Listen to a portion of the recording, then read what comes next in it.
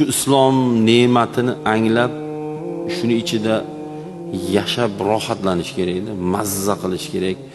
Buni ba'zi bir qiyinchiligi ham rohat qiyinchilikda u. Shunday qiyinchilikki, u rohat qiyinchilik. Masalan, ro'zadagi chanqoqlik, ro'zadagi ochlik, yo jumaga kech qolganda opto'da qolib ketish. Yo sahar bomdodga turish. Mana o'sha qiyinlashdi boshladi. Devor tushib, eshik tushib, tahoratga borib olyapmiz, ochiqni aytganda. Uyqucha kech bo'lyapti. Ish, xizmat, kimdir internet, televizor qilib 11-12 bo'lib qolyapti. 3:30-4 da turish kerak. Eshikni ushlab tahoratga borib olasiz. Endi iloji yo'q. Betni yuvganda endi uyg'onasiz. Turmaydi siz, jazo bor. Turaydi siz, uyqu shirin. Ana shu yerda kurash paydo bo'ladi. Shayton va nafs bilan kurash.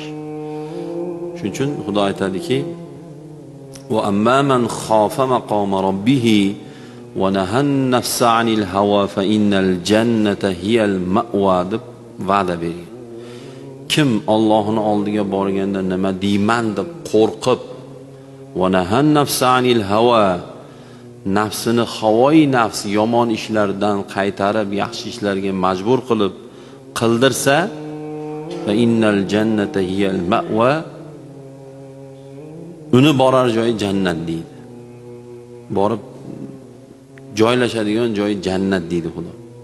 Lekin fa amma man tagha va athara al hayata ad-dunya fa innal jahima hiyal ma'wa. Kim yomon yo'lga yursa, adashu yo'liga yursa, dunyo ishlarini oxirat ishlaridan ustun qo'ysa, ya'ni uyquni namozdan ustun qo'ysa, pulini ibodatidan ustun qo'ysa, uni borar joyi jahannam deydi Xudo. Buni откровенный tushuntirilgan, ochiqchasi. Bizga ogohda aytamiz, ochiq gapir, maqsad nima deymiz? Mana maqsad aytilgan. Shu yerda ikkovida ham fa amma man tag'o va amma man xofa keladi. Kim bo'lsa ham tug'yonga ketsa do'zaxi, kim bo'lsa ham nafsini yengib ibodatini, Xudosini gapini vaqtida qilsa, kim bo'lsa ham deydi, u jannati deydi. Ya'ni bu joyda millat va kasb ajratilinmaganda, imom, qori aka, hoji aka, hojona, sivarchi, buxgalter deb gapirilmagan.